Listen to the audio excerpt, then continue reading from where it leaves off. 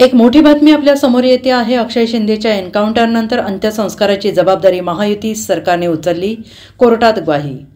नुकताच एन्काउंटर झालेल्या बदलापूर लैंगिक अत्याचार प्रकरणातील मुख्य आरोपी अक्षय शिंदेचा मृतदेह दफन करण्यासाठी जागा मिळत नसल्याने अक्षयच्या वडिलांनी कोर्टात धाव घेतली। 3 शहरांमध्ये अंत्यसंस्काराला विरोध झाल्याची माहिती अक्षयच्या वकिलांनी कोर्टात दिली आणि त्यानंतर अक्षय शिंदेच्या अंत्यसंस्कारासाठी जमीन उपलब्ध करून देऊ अशी राज्य सरकारने हायकोर्टात हमी दिली आणि तसेच अंत्यसंस्कार शांततेत होईल याची पोलीस खबरदारी घेतील अशीही ग्वाही राज्य सरकारने हायकोर्टात दिली आहे।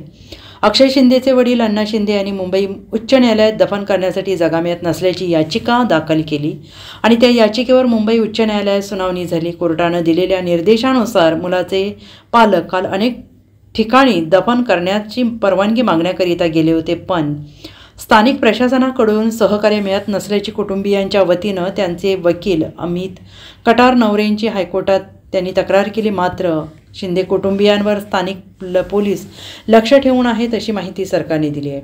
मृतदेहाची विल्हेवाट लावण्याची जबाबदारी पोलिसांची तेव्हा येते जेव्हा कुटुंबीय ती नाकारतात। तिथं तुम्ही सारी जबाबदारी पोलिसांवर टाकू शकत नाही असंही हायकोर्टानं सुनावलंय। मृतदेह दफन करण्याबाबत वडील अण्णा शिंदे यांच्या याचिकेवरील सुनावणी सोमवारपर्यंत तहकूब करण्यात आली आहे। Bureau report, SBN Marathi, Mumbai.